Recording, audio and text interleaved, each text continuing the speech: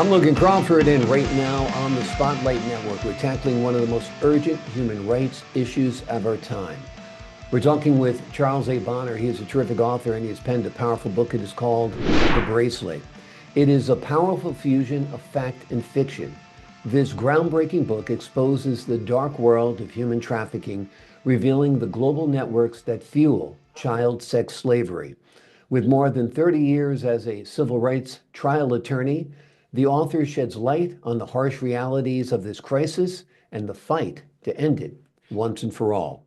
We're delighted to have this very talented author join us here today on Spotlight. We thank the team at Atticus Publishing for helping us put him in the spotlight today. And we ask viewers like you to support authors like him by subscribing to our channel and by purchasing his amazing book. The links are below the interview. And be sure to download the Spotlight Network TV app, streaming on Roku, Apple TV, and Amazon Fire TV. Charles, thanks so much for joining me here today on Spotlight. Thank you very much, Logan. And I'm so grateful for the opportunity that you've given me to be able to highlight my book, The Bracelet. It's a very important book for me. It was based on a real case that I had in Syracuse, New York, involving real people and a real tragedy. So thank you very much. Absolutely. Let's start out by talking about that real case that inspired the story. What happened there? Well, this young lady was standing on the corner with her little other 16-year-old kid right about midnight in 2003 when this car came along and invited these two girls to a party. Stupidly, they agreed that they could see the light flashing on this man's face. He had a black face on, and so she got in the car. He sped off, leaving her friend on the corner. He then drove her into a very wealthy neighborhood, into a house, and then thrusted $20 bill at her. And she looked at his hand and said, "Why is your face black and your hands white? Take me home." He had invited her to a party. And he said, "Well, I will, but first I want to show you something. So let's go down to the car, to the garage." And when she went down, he said, "Before we take off, I want to show you some camera equipment." So he then went over to a little 4x4 foot wall in his dungeon, it turned out to be. And she crawled in behind him, and then clink, he put a handcuff on her ankles and on her wrist and kept her for the next 10 months, chained as a sex slave. She engineered her escape in a very ingenious way, brought to light that he had been doing this for 20 years, and none of the other young ladies had escaped. She managed to escape in a very ingenious way for a 16-year-old, very cleverly thought out 16-year-old girl from the hood, but she engineered her rescue. It wasn't an escape. She really rescued herself. And how she rescued it, I want everyone to read the book and they will find out. So this was a white man who was disguising himself as a black man and Yes. preying on black young ladies and girls? Yes. Yes. Yeah. Yes. Amazing. Amazing. What was the outcome of his trial once he was brought to justice, or was he brought to justice? He was brought to justice. He was sentenced to something like 25 years in jail. He came up for parole. He's been up twice. I've spoken against his parole on each occasion because this is not something where a person does one time. It's a one-off. It's a mentality. It's a mindset, and it will repeat itself as it had over and over again. So I opposed his release. He's still in jail. He's probably about 80-something now. When he committed this crime, he was in his early 60s. And so he's still incarcerated. Yeah. Sexual predators, people with that mindset generally can't be rehabilitated. No, it's a mindset. Yeah. So we then sued him civilly, took all of his assets except for a small $500,000 trust fund he had set up for his two grandkids. But all of his other assets we took and gave it to the 5 girls who he had victimized. He owned real estate from Syracuse, New York to Los Angeles and everywhere in between. So we seized all that real estate, liquidated, and gave it to the victims. And that's another unusual aspect of this crime, is that he was affluent. I mean, generally people who are affluent abide by the law, at least on some levels, That right? is correct. That is correct. But this man, he had some obsessions, some penchant to engage in this kind of sexual perversion. But it's not unusual when you think of it. At the end of the case, the other lawyers, of course, each of the five victims had an attorney. I represented in the book Macy, who engineered her rescue. Uh, each had a theory as to why he was doing that. Of course, he would ingratiate himself with these young women by telling them that he would not allow them to be sold to the sex ring if they would only cooperate and have sex with him as often as he demanded. And that he was also in connection with high people in government, in police officers and other high people in government. And to prove this, he would show them police badges and police caps to show that he had these connections.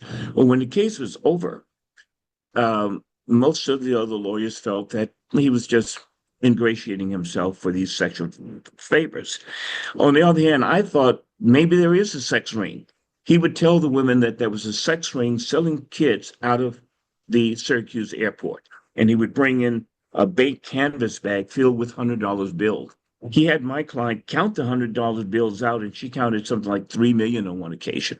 And he said this money was obtained from selling young girls to Japan and to other places in the world, and that he was not going to allow her to be sold if she would just cooperate. Well, I thought, well, what if there was such a sex ring? And so I went to these various places. I went to Bangkok. I went to Japan. I went to Thailand. I went to Brazil to try to find out if indeed this was happening. The only place I didn't go to, but I studied it, was India, Bangkok, because he was indicating that it was very rampant in India.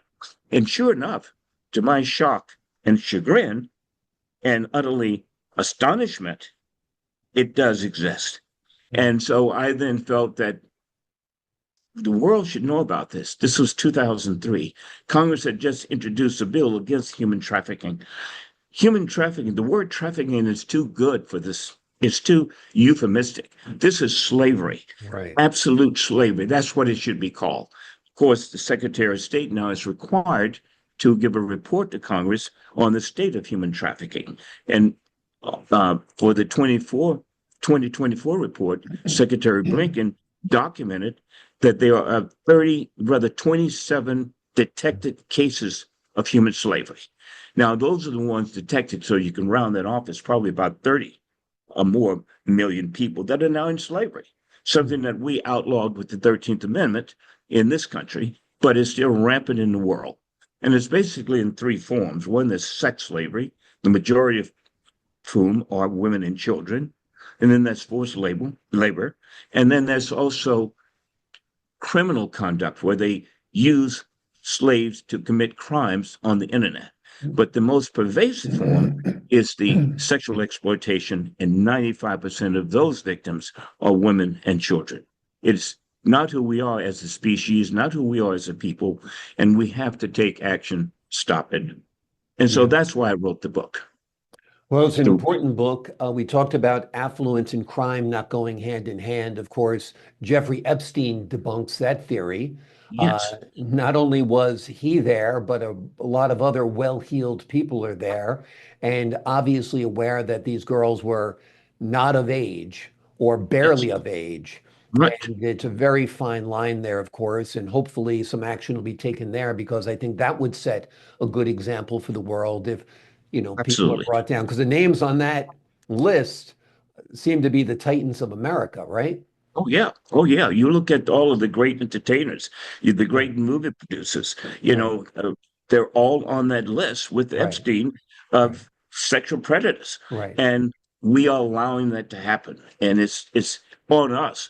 It's really not these victims' fault, and it's not even the predators' fault. It's on us who know that this is wrong to take action, and to the extent that we fail to take action, we are to blame. Part of the problem is, I presume, these girls don't have much of a family structure that'll advocate for them once they're gone. The predators always choose the most vulnerable. Mhm. The kids that don't have uh, parents together, kids who from poor neighborhoods, kids who need money. It's always the strong preying on the weak, Yeah. and that's why it's uh, so abhorrent, because they prey on the least of us, on the least of humankind, and we then have to rise up and protect these victims. Yeah. Another We have to recent raise. case, Long Island, New York, a 14-year-old goes missing at around Christmas time. She's found 25 days later on the yacht of a 63-year-old man. A Yeah, dozen or more people have been charged in connection with kidnapping, sexual assault, endangering the welfare of a minor, drugs. yeah. Like you said, this is an epidemic. This is rampant. That girl was lucky. She had a father who was very outspoken. Yes, yes. Her father was on the news every day pleading for my daughter's return, and he mentioned that he thought she might be involved in sex trafficking, and he was Yeah, right. And yeah. now justice is being served there because, like I said, there's a dozen defendants, male and female, of every age from 20 to 65. It Oh, yeah, just, yeah. yeah. It's amazing. Well, one thing that Jamelski did in this book, in the real life story, he would take Macy out to shopping malls because she demanded to be taken out, Mhm. and in order to accommodate her, to keep her from fighting and complaining, he would take her to the mall and walk around with her. On one occasion, she attempted her escape. She wandered off from him, and he found her. She told him that had just lost something, and she was trying to find it. She was actually trying to get to the escalator to get away. But the point is, for a 60-year-old, 65, 66-year-old white man be walking around with a 16-year-old black girl Mm. is a red flag. Right. Someone should think this doesn't seem right, at least make an inquiry. Now, when I was in Thailand, in Bangkok, I had taken a little cruise on one of those little boats in one of those canals, and I saw some of the things where there was these older white men with little young teenage girls, Yeah. and I thought to myself, this does not look right, and it reminded me of the real life case of the bracelet.